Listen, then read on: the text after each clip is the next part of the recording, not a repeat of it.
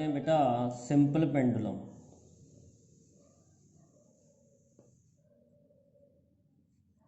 तो पहले तो हम प्रूव करेंगे कि सिंपल पेंडुलम एसएचएम करता है, और एसएचएम करने की कंडीशन होती है कि फोर्स जो है डिस्प्लेसमेंट के प्रोपोर्शन होना चाहिए, और फोर्स जो है वो डिस्प्लेसमेंट के अपोजिट होना चाहिए। जैसे ये पेंडुलम है, हमने इसको थोड़ा सा डिस्प्लेस किया तो बेटा इसका वेट डाउनवर्ड लगेगा mg, ये वाला एंगल थीटा होगा, ये वाला एंगल mg cos थीटा होगा, और ये वाला कंपोनेंट होगा mg sin थीटा। तो बेटा कौन सी फोर्स पेंडुलम को वापस लेके आ रही है, उसे हम रीस्टोरिंग फोर्स कहते हैं। तो रीस्टोरिंग फोर्स जो है वो mg sin थीटा है। रीस्टोरिंग फोर्स क्या है? mg sin theta. ध्यान रखें, फॉर स्मॉल एंगल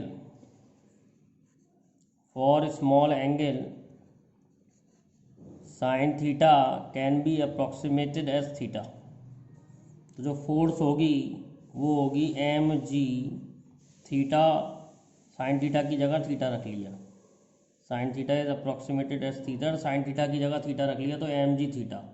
अब मान लो बेटा ये डिस्प्लेसमेंट है y और ये l है। तो हमने पहले फार्मूला पढ़ा है, एंगल का फार्मूला क्या होता है? एंगल का फार्मूला होता है आर्क अपॉन रेडियस। तो एंगल का फार्मूला हो गया, आर्क हो गया y और रेडियस हो गया l। इस ट्रायंगल से आर्क y हो गया और रेडियस l हो गया, तो एंगल हो गया y अपॉन l। तो फोर्स आ जाएगी mg y अपॉन l। तो फोर्स डिस्प्लेसमेंट के प्रोपोर्शन है, और फोर्स जो है डिस्प्लेसमेंट इधर है, फोर्स अपोजिट है। तो फोर्स डिस्प्लेसमेंट के प्रोपोर्शन है, फोर्स डिस्प्लेसमेंट के अपोजिट है, तो ये एसएचएम कर रहा है। अब ये एसएचएम की फोर्स हो गई। तो एसएचएम की फोर्स का फार्मूला हमने क्या पढ़ा था? एसएचएम में हमने फोर्स का फार्मूला पढ़ा था -m⍵²y। बेटा माइनस साइन यही दिखाता है कि फोर्स डिस्प्लेसमेंट के अपोजिट है। तो हम क्या करते हैं, इस फोर्स के मैग्नीट्यूड को इस मैग्नीट्यूड से इक्वेट कर देते हैं। तो mg y upon l is equal to m⍵²y। तो बेटा यहाँ से m और m कैंसिल हो गया, y और y कैंसिल हो गया, ओमेगा आ गया √g/l। तो ओमेगा का फॉर्मूला आ गया √g/l। सिंपल पेंडुलम में ओमेगा का फॉर्मूला आ गया √g/l, और टाइम पीरियड का फार्मूला हमने पढ़ा है 2π/ω। तो टाइम पीरियड आ गया 2π√L/g। ये आपने पहले भी कभी फॉर्मूला पढ़ा होगा। तो टाइम पीरियड ऑफ पेंडुलम का फॉर्मूला होता है 2π√L/g। अब L पे ध्यान देने वाली बात है कि L क्या होता है इसके अंदर। तो बेटा L क्या होता है? L जो है वो सेंटर ऑफ ग्रेविटी से लेके पॉइंट ऑफ सस्पेंशन तक की दूरी होती है। ये बाद में काम आएगा, इसको हम कहते हैं इफेक्टिव लेंथ। ये बाद में काम आएगा बेटा। जैसे एक और बात बड़ी इंपॉर्टेंट है, time period does not depend upon mass. Time period does not depend on mass of pendulum. मतलब मास ऑफ पेंडुलम कितना भी बड़ा हो, टाइम पीरियड उस पर डिपेंड नहीं करता है, टाइम पीरियड लेंथ पे डिपेंड करता है। जैसे इसके बेसिस पे एक छोटा सा क्वेश्चन करते हैं। A girl is swinging a swing. A girl is swinging a swing. Another girl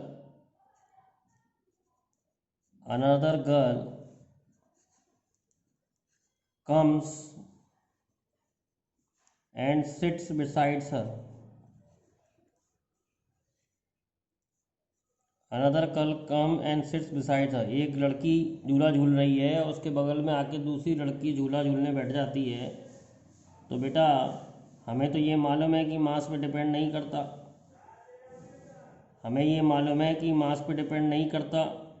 तो मास पे डिपेंड नहीं करेगा, तो लेंथ तो उतनी ही रहेगी पेंडुलम की, तो time period does not change. Time period does not change. तो बेटा टाइम पीरियड चेंज नहीं हो रहा है इस केस में, क्योंकि टाइम पीरियड मास से इंडिपेंडेंट है। दूसरी लड़की के बैठने से मास बढ़ेगा, लेकिन पेंडुलम की लेंथ वही रहेगी, तो टाइम पीरियड वही रहेगा। एक और देखते हैं इसी टाइप का क्वेश्चन, शॉर्ट क्वेश्चन।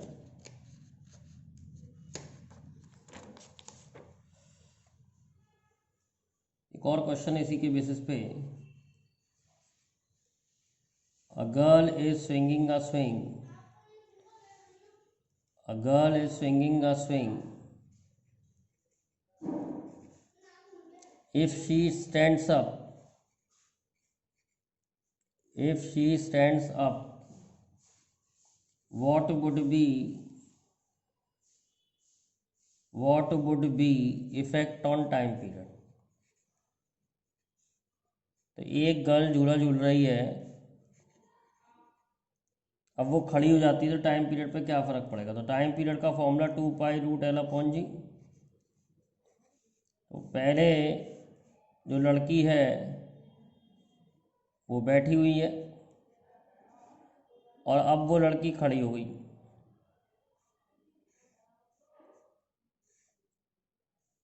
जब वो लड़की खड़ी हो जाएगी, तो पहले सेंटर ऑफ ग्रेविटी यहाँ है कहीं पर, खड़े होने से सेंटर ऑफ ग्रेविटी ऊपर चला जाएगा, तो इफेक्टिव लेंथ कम हो जाएगी, तो एल डिक्रीजेस। एल डिक्रीज होने से टाइम पीरियड डिक्रीजेस, और टाइम पीरियड डिक्रीज होने से swing will become fast, swing will become fast. Time period कम होने से पेंडुलम जल्दी जल्दी चलेगा, तो स्विंग जो है फास्ट हो जाएगा, स्विंग विल बिकम फास्ट। इसी टाइप का एक और क्वेश्चन है। एक पेंडुलम है, उसमें उसमें पानी भरा हुआ है, और यहाँ पर एक होल है, तो पानी इस होल में से निकल रहा है। what would be effect on time period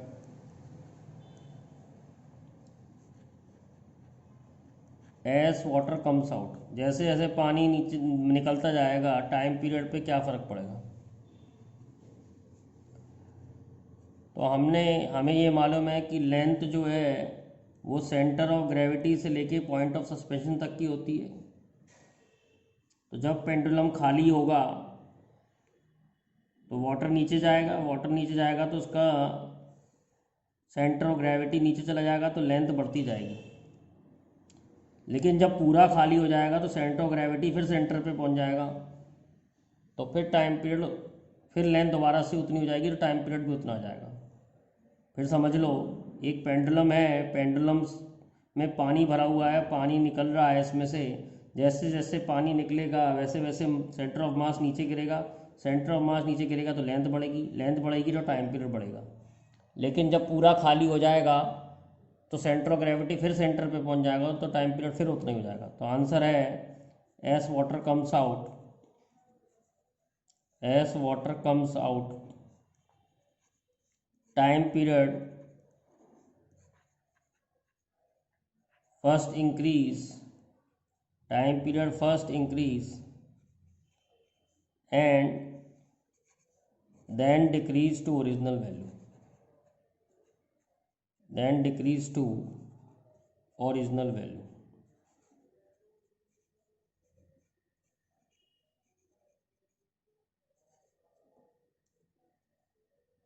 देखो बेटा, seconds pendulum,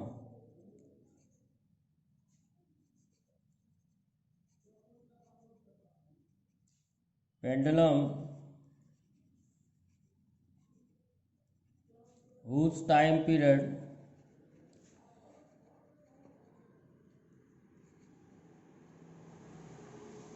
is 2 seconds is called second pendulum, ऐसा पेंडुलम जिसका टाइम पीरियड 2 सेकंड होता है उसे सेकंड पेंडुलम कहते हैं। Find length of second pendulum.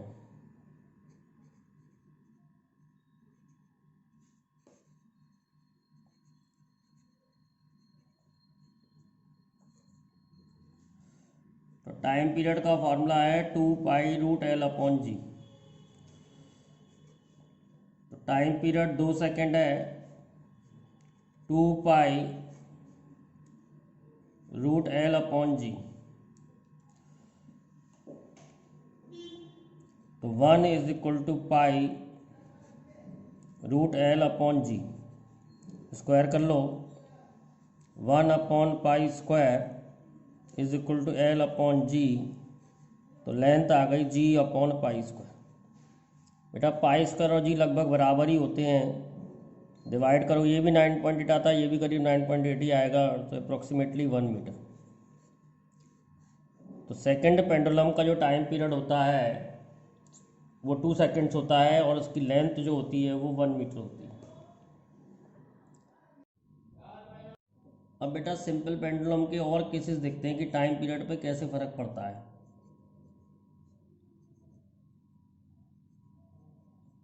Simple pendulum in a lift. एक लिफ्ट है,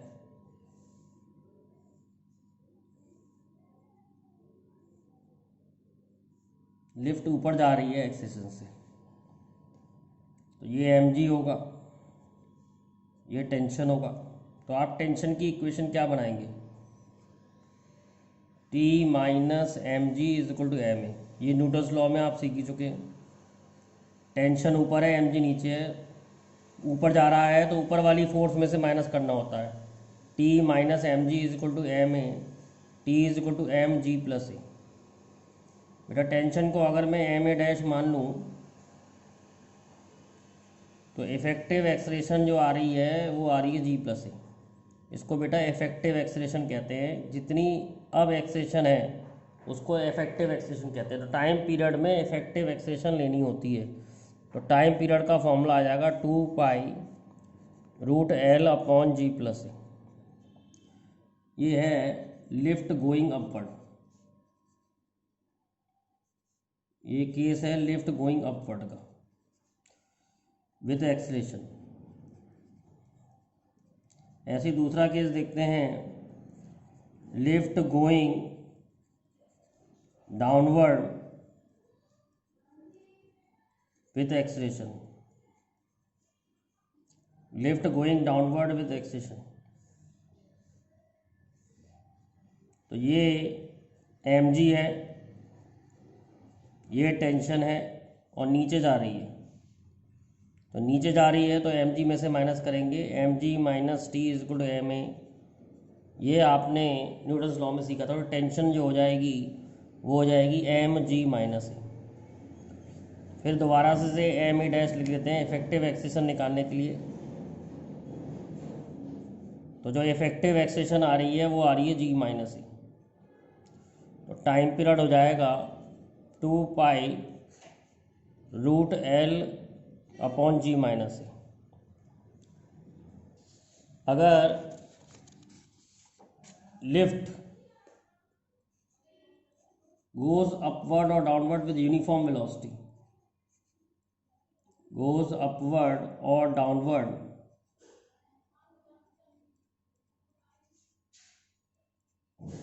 with uniform velocity,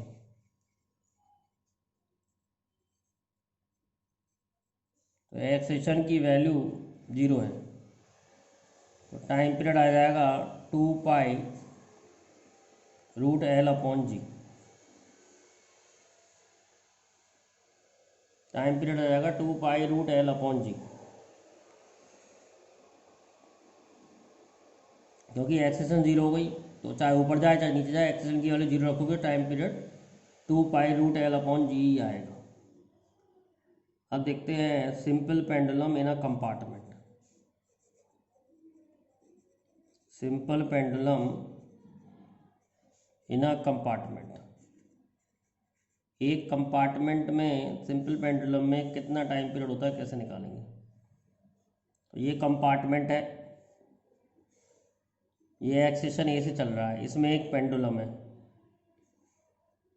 तो बेटा पेंडुलम का वेट नीचे लगेगा, पेंडुलम पे सूडो फोर्स लगेगी क्योंकि ये एक्सेलरेटेड फ्रेम में है, और टेंशन इधर हो जाएगी। तो पेंडुलम कुछ ऐसा हो जाएगा, ये एम ए हो जाएगा सूडो फोर्स की वजह से, ये एम जी हो जाएगा, और ये टेंशन हो जाएगी। अब टेंशन कैसे निकालेंगे। अब टेंशन इन दो फोर्सेस का वेक्टर एडिशन होगा, तो एम जी का स्क्वायर प्लस एम ए का स्क्वायर। अब टेंशन को एम ए डैश मान लेते हैं, M under of G square plus A square. तो ए डैश की वैल्यू आ जाएगी under of G square plus A square. तो टाइम पीरियड का फार्मूला है 2π√L / ए डैश। इफेक्टिव एक्सेशन लेनी होती है, ध्यान रखना। तो इफेक्टिव एक्सेशन जो है जी स्क्वायर प्लस ए स्क्वायर। तो सिंपल पेंडुलम मैंने आपको बताया डिफरेंट केसेस में कैसे हम टाइम पीरियड निकालते हैं। अब देखते हैं बेटा time period of long pendulum. Suppose pendulum की लेंथ बहुत बड़ी है, इनफाइनाइट लेंथ का पेंडुलम है, तो उसका टाइम पीरियड कितना आएगा, कैसे निकालते हैं।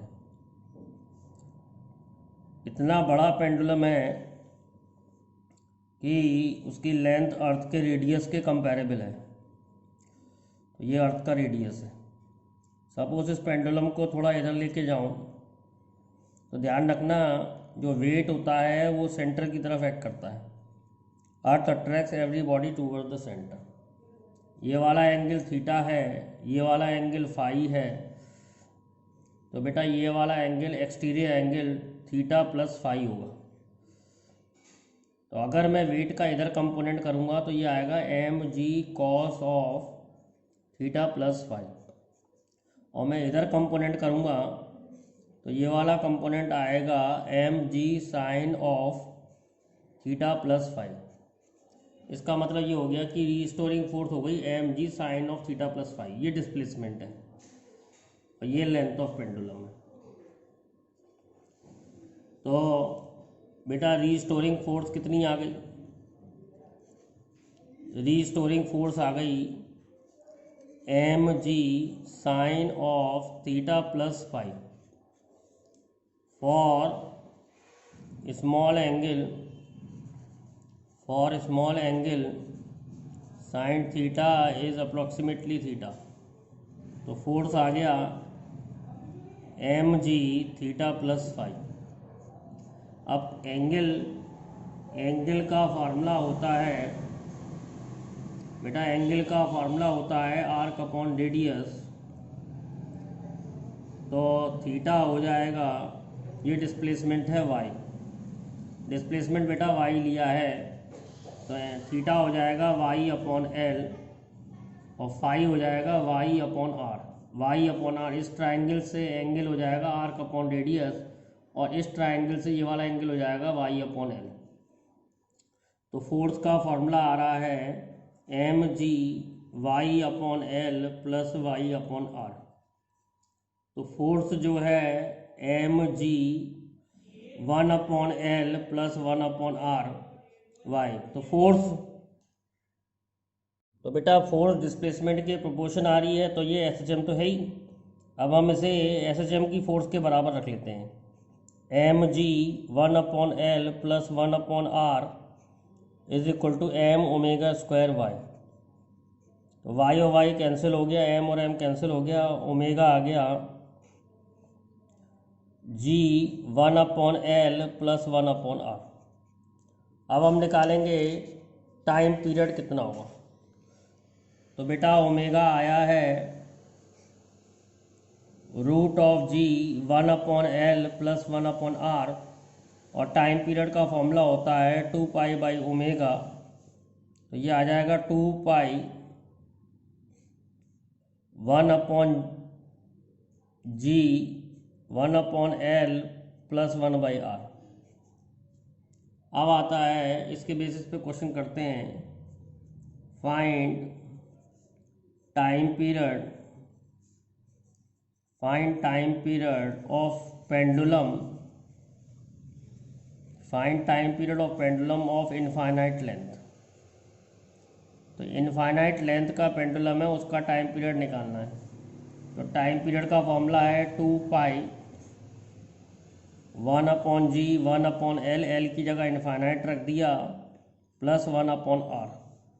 तो बेटा 1/इनफाइनाइट 0 होता है। तो टाइम पीरियड का फॉर्मूला आ गया 2π √r/g। तो टाइम पीरियड का फॉर्मूला आ गया 2π √r/g। अगर आप इसकी वैल्यू रखो तो ये r 6400 किलोमीटर होता है, लेकिन मीटर में रखेंगे, और g की वैल्यू 9.8 रखेंगे तो ये करीब 5000 सेकेंड्स के बराबर आता है। सॉल्व करेंगे तो ये 84.6 मिनट्स हो जाएगा।